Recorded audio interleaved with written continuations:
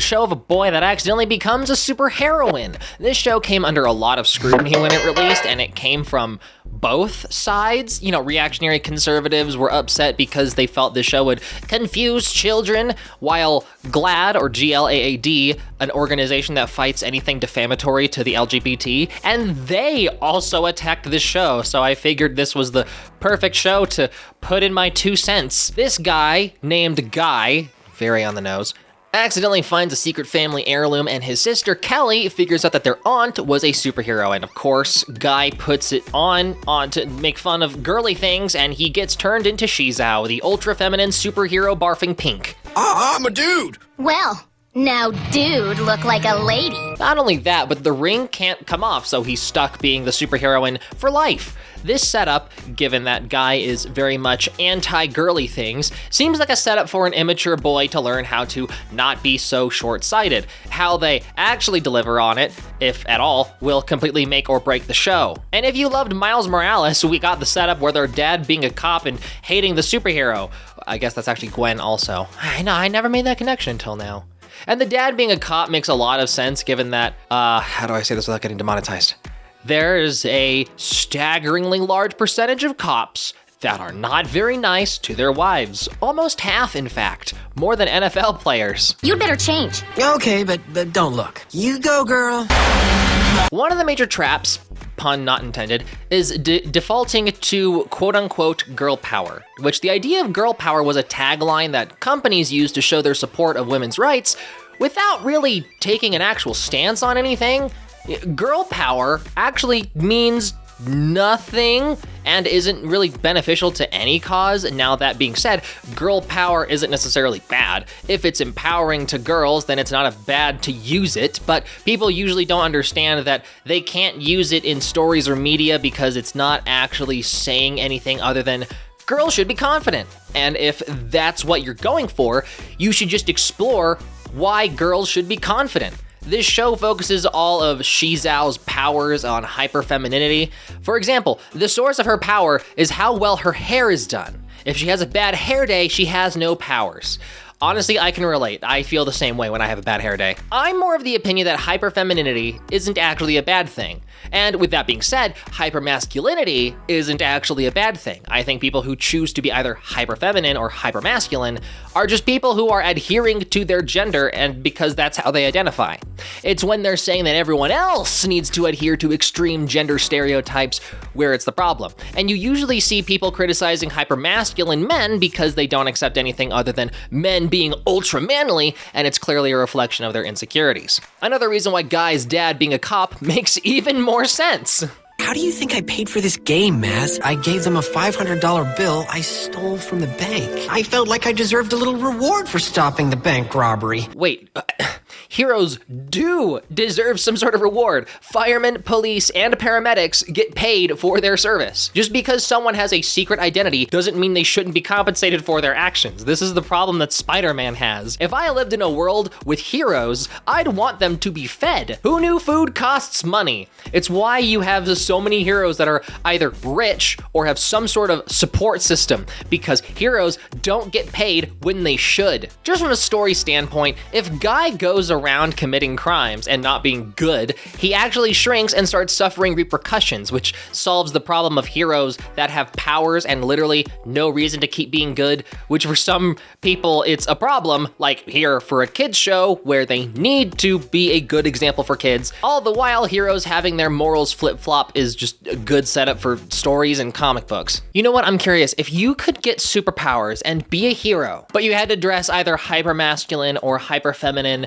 that is the opposite of how you identify, would you do it? I don't count because I'm non-binary, and the answer is absolutely yeah, duh. But for those of you with default settings, what's your answers? She-emergency.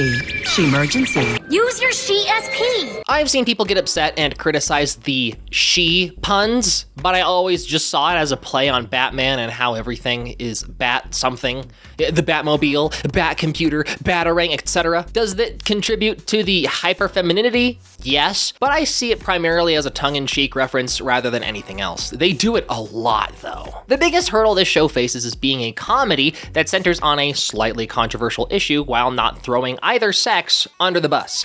In this instance, you'd think it'd be very easy to throw girls under the bus, but forcing a boy to literally walk in the shoes of a girl actually makes it very difficult to do that, not without throwing the entire show under the bus. And that's really what makes it foolproof. They can't throw either under the bus or they'd be breaking the foundation of the show. SheZow being a boy actually holds accountability for the show. By making fun of either gender, SheZow, or guy, is just insulting him no matter what. I'll walk the rest of the way home. Oh, come on, don't act like a girl. Ha, look who's talking. This show largely focuses on typical superhero storylines rather than breaking down gender roles. Frankly, the outrage behind this show is a little shocking for how tame it is most of the time. If the show didn't revolve around a guy dressed as a girl, or how a guy needs to get comfortable with traditionally feminine things, there wouldn't really be anything to distinguish it from any other show. They have an episode where Guy experiences super empathy,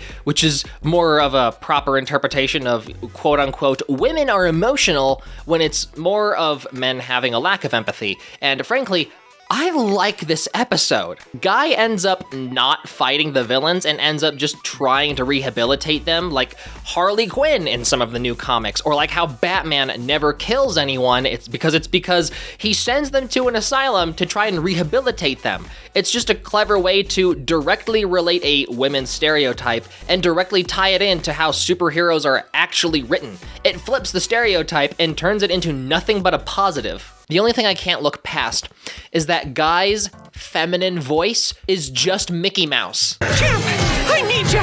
Give a superhero a hand! Frankly, the fact that there was any major controversy with this show is a little weird to me. This show doesn't really push gender stereotypes and doesn't even really reinforce it. This is mostly just a comedy show that just so happens to have a guy dressed as a girl.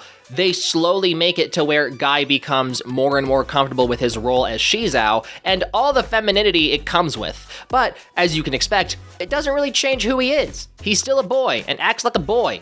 He just becomes not as much of a jerk about girly things anymore. Well then, SheZow definitely needs a graphic novel too. Oh, you're so dark, dry, and witty. Frankly, I enjoyed this show more as a comic book fan rather than someone who likes, role reversal, gender swapping stuff.